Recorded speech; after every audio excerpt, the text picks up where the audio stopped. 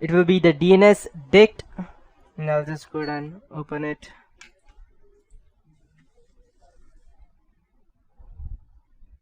Cal Linux again, information gathering, DNS analysis, and we have DNS dict 6. If you don't have, you can straight away go ahead to its own website and download if you are using it for the Windows version. I doubt whether it will be there because okay, we have it on GIT Hub.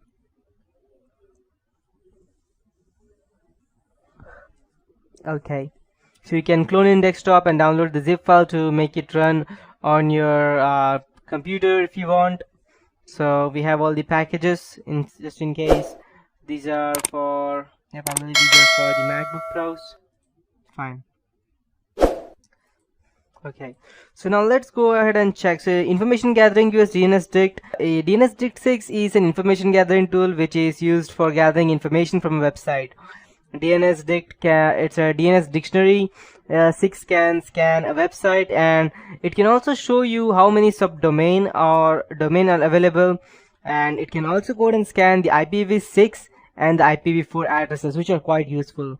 This tool is quite a powerful tool, I can say, because it also extracts the subdomains which are restricted or invisible for users.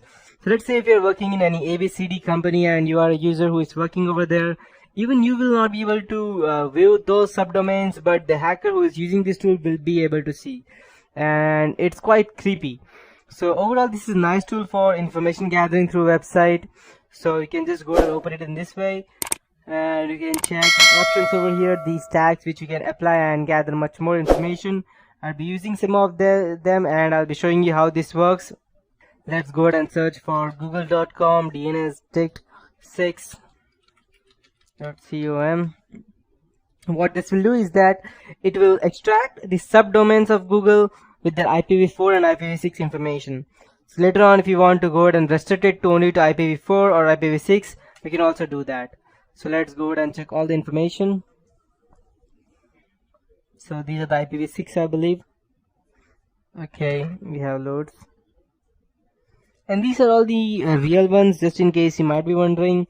These are not any of these is not a fake Google. It's these are all the original subdomains of google.com. How many of them are in total? Let's check. Okay, we have 1419 words. Okay, great. And side by side, I'll also go ahead and open another one. Okay, we have it. So we have a total of 58 domain names and 25 unique IPv6 addresses for Google. So we only had the IPv6 as of now. We have not received any IPv4. In order for us to do that, let's go ahead and first check the IPv6 for Microsoft.com, and let's see if you're able to get anything from there.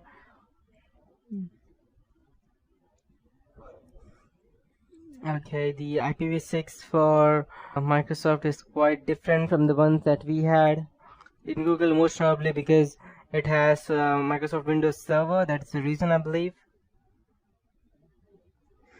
Okay, so we have only 5 domain names, and Microsoft is quite small than Google. Now let's go ahead and restrict it only to, let's say, IPv4 addresses. So -D is used to display the information on name servers and MX records, and I also use -4, which is used to go ahead and gather information. I'll just show it over to you. It's also for IPv4 addresses, so both will be displayed, that is IPv6 as well as IPv4. So I'll just go ahead and run this. Okay, so as you can see, we have the IPv4 addresses over here as well. We also received the IP addresses of the admin as well, which is quite dangerous. But since it's Google, I don't think that anyone will try to go ahead and mess with it. We have much more IPv4 addresses than we had IPv6 previously. Let's check. Previously, I believe we had a total of 58 IPv6 addresses. Okay, perfect. So we received a total of 76 domain names and 60 unique IPv4 addresses, which is quite useful.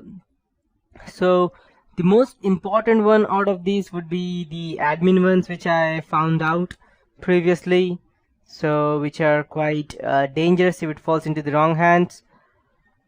Okay, so we have the IP addresses for admins. It's probably 1 2 3 4 5 6 7 8 9 10 11 IP addresses, I believe, and 12. The 12th one is the IPv6. Perfect. So these are the ways as to how you can go ahead and find out information about the IP addresses of people who are working inside a domain or a subdomain, and that would be it for this tutorial. In the next tutorial, I'll be starting with the two different and one of the few of the most important tools, that would be DNS map and DNS recon. So that's it for this tutorial, guys.